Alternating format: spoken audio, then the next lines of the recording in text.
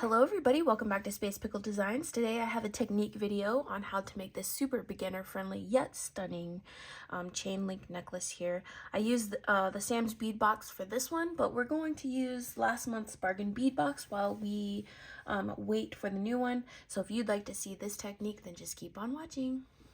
So I'll give you a close-up on this necklace. It's super simple, but oftentimes I find that the simpler jewelry is the one that is most often worn.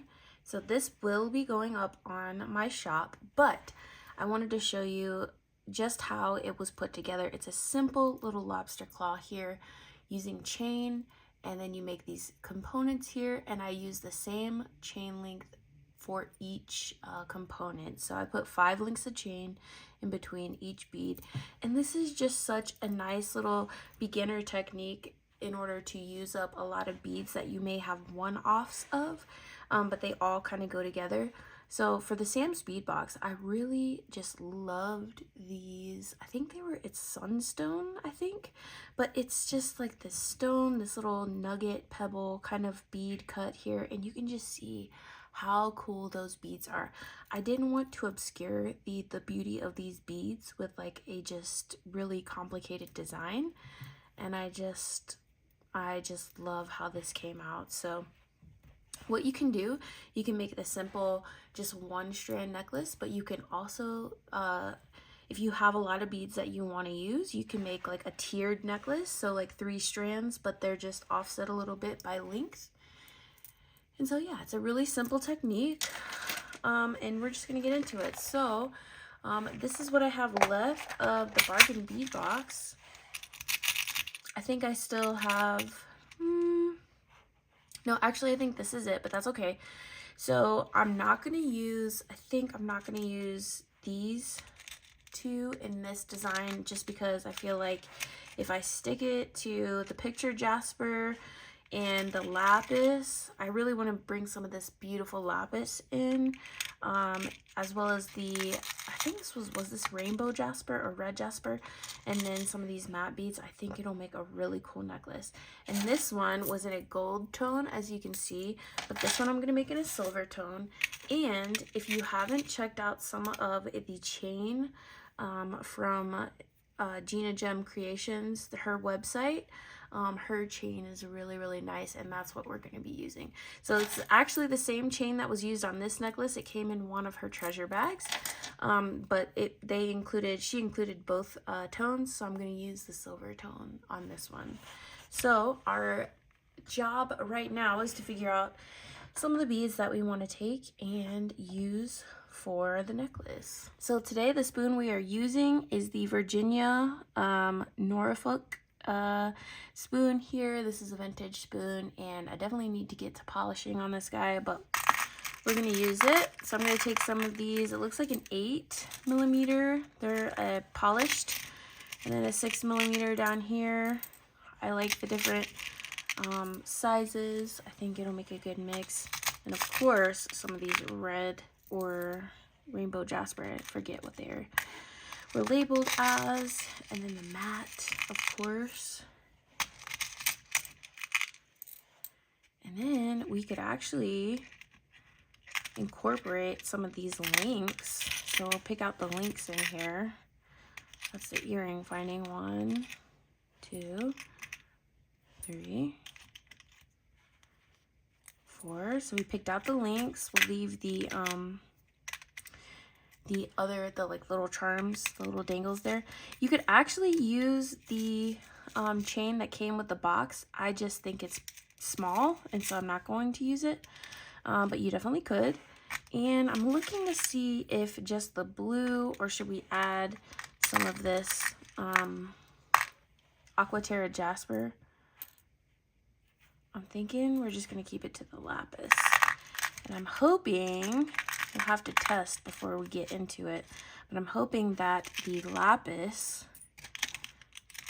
is going to fit on 20 gauge. If not, let's just test it out right now, because if not, we'll have to just flex and use 22 gauge, which I don't particularly care for.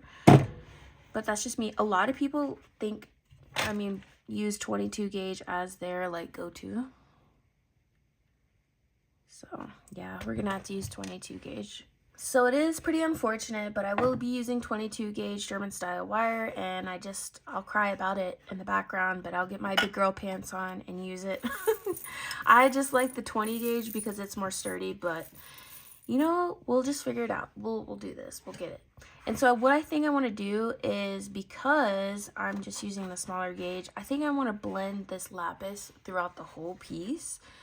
So like, say for instance, we'll just make some components here. This is like our first stage of the necklace. Anyway, we make our components, and I'm just going to flank it with little lapis beads here. And so I think this component, just bringing in that blue throughout the entire necklace, is going to be a good move, because they're so small, but if they're like stacked up like that, it's going to be like more of a purposeful decision.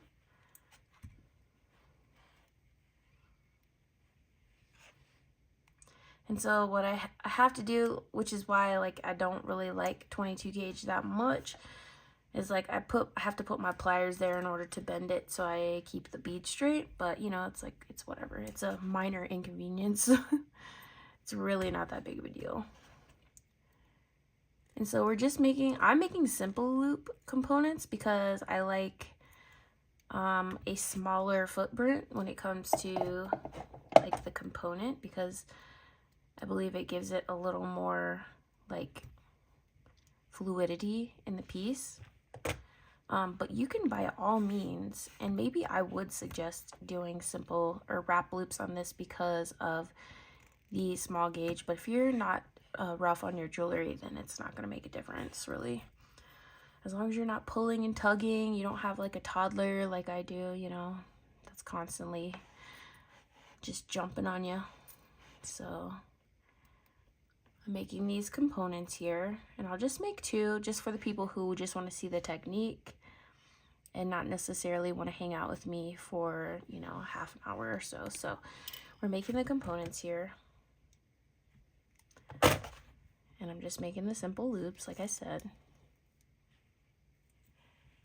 And this one, I like stacking like rondelle beads like that. I just like the texture that it brings. And so here we go. So right now we have two components. So for our technique, folks, I'll just go ahead and show you what I do. And that is, I start here, and I'll pick a length of chain. And normally I want it to be pretty small, but I'm gonna go ahead and do 5. So I count to 5 here, and I find the opening of this loop. This is not gonna work with some chains that are like soldered, but it'll work with this one. And I love this chain.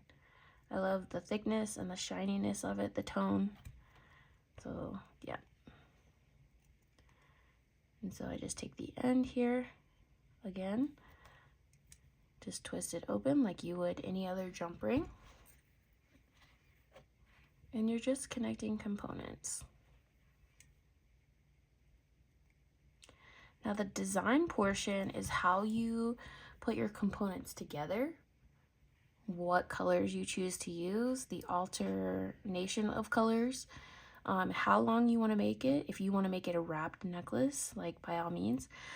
What I do and what I've done with this necklace here, you can see I used like a blue tone and then a sandy orangish tone, a bluish tone, a sandy tone, a bluish tone, a sandy tone, a bluish tone, a sandy tone, right?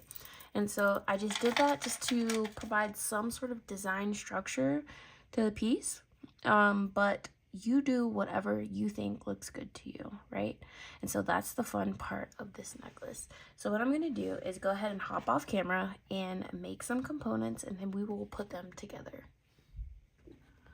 All right, so I've made a bunch of links here, and I kind of want to just get rolling on just kind of reiterating the creative process here. And so I'm just taking the chain that we have, I'm taking 2 pliers, opening up a link, closing the link, and then counting 5 more. 1, 2, 3, 4, 5.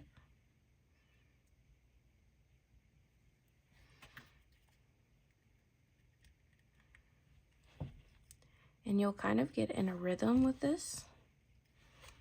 You just add another link,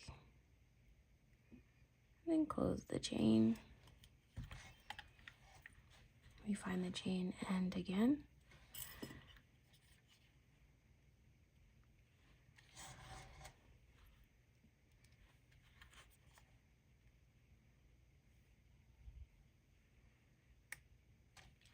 This is a really relaxing way to get a really beautiful piece of jewelry.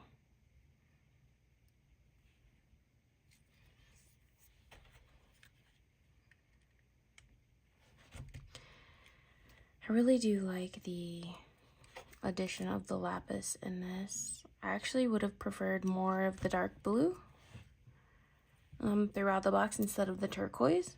But, I mean, obviously, it's still just a really great deal. The box itself is a really great deal.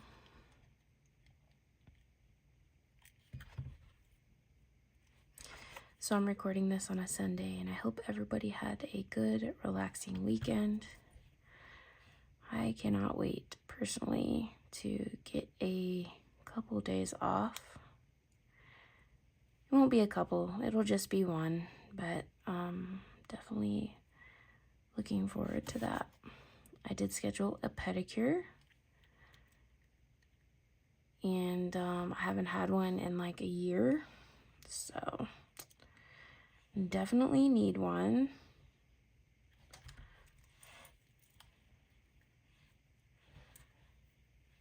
And I got a manicure as well, even though I know I won't be able to keep up with it. My work life right now is just really insane. It really like begs me to reflect on, you know, what is important.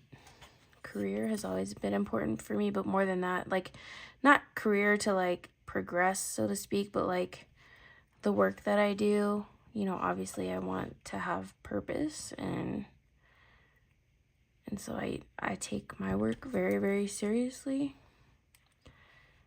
And it's getting to a point where it's like, to what end, or to what,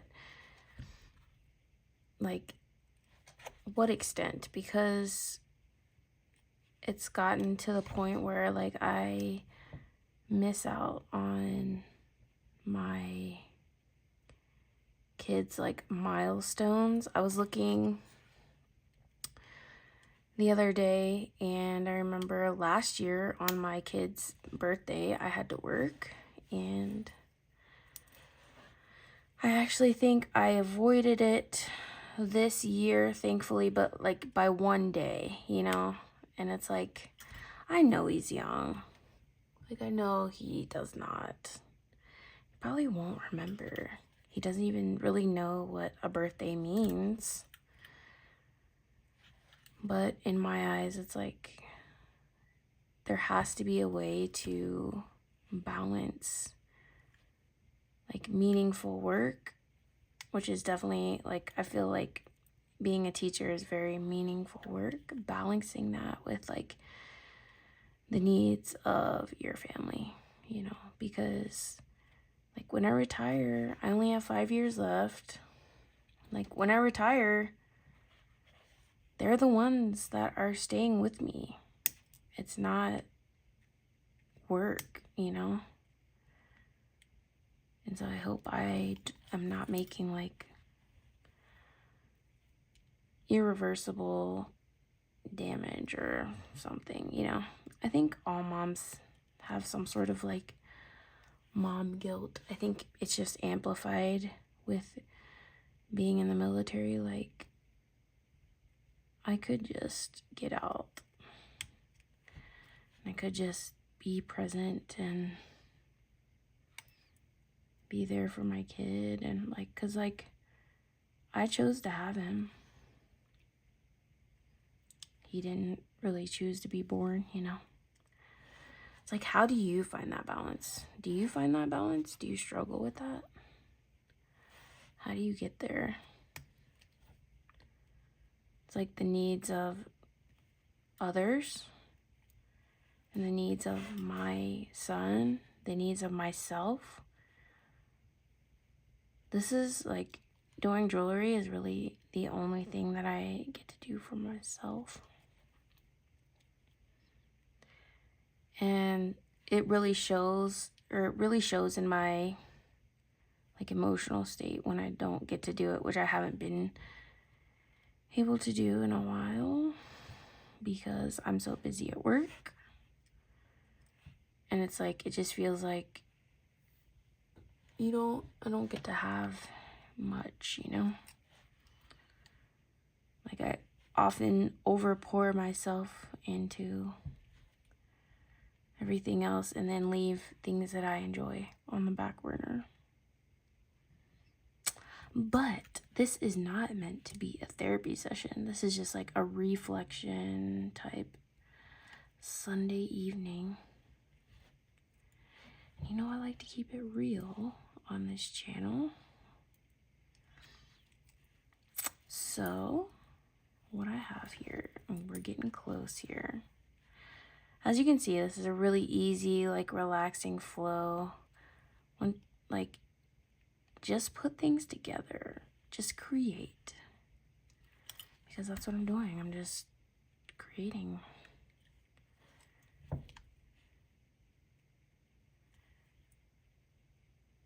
It's not hard.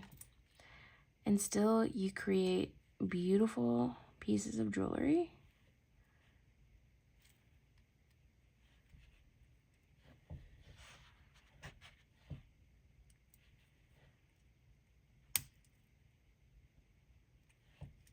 I often struggle with like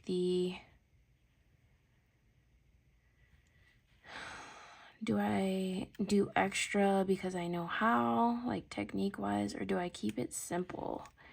And I think in my recent years, I've just been keeping it simple. I think we're close here. And what I'm gonna do is take 10 loops.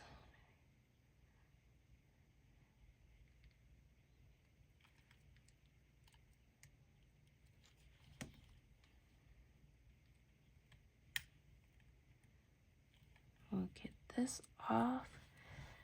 Then I will leave this here and find a jump ring for her. Here's one.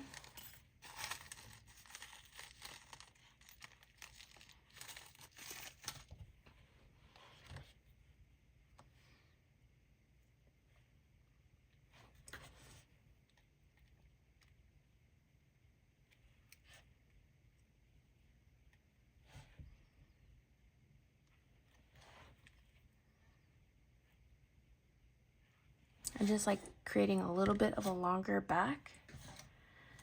I'm gonna go find a lobster claw.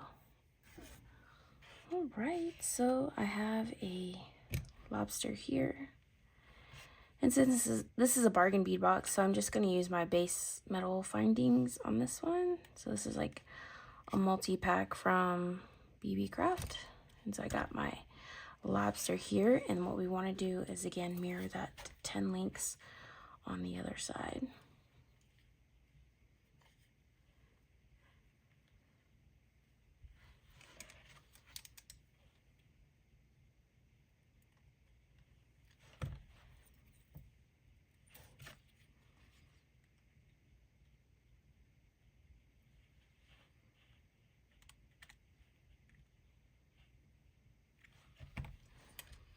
Right, so we just count.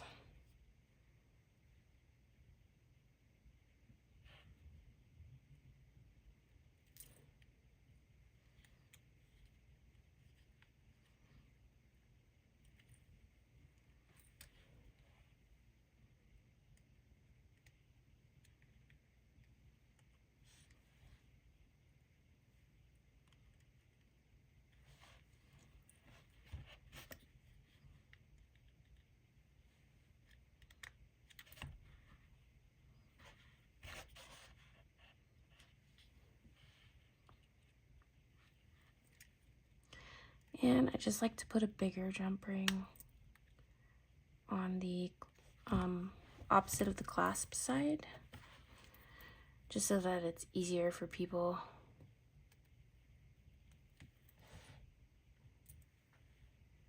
So right there, we got our necklace. So I'm gonna zoom us out and we'll see what it looks like.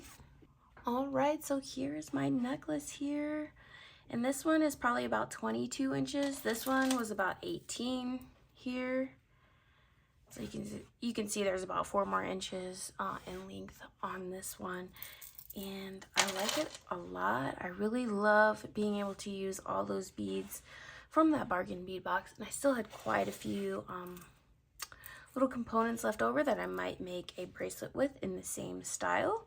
I really love our one little silver charm here. You could put another one down here. I may replace this lapis one with a silver one just to kind of like balance it out a little bit. But yeah, this is just a super easy, beginner-friendly technique that you can use with any beads. It's gonna work with anything. And let me know if you've tried this technique before and how you like it. And I hope everyone is staying safe and well. I hope you had a relaxing weekend, and I will talk to you soon. Bye-bye.